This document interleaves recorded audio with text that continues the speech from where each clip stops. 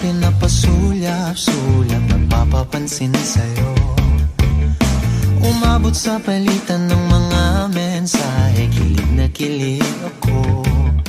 Kumusta, kain na, hello, magandang umaga. Ingat ka, pahinga, huwag kang masyadong magpupuyat pa. Naramdaman ng puso na dahan-dahan akong nahuhulog sa'yo. Sa kada araw natin na pag-uusap, meron nang namumuo.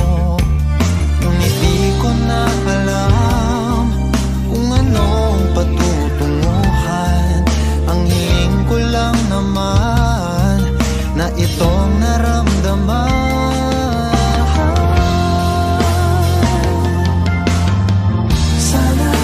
Sana naman ay mapagbigyan na at nang mapakinggan ang tibok ng puso kong sa'yo lang.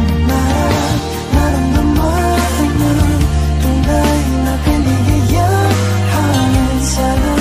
Sana naman mapagbigyan ang tibok ng puso.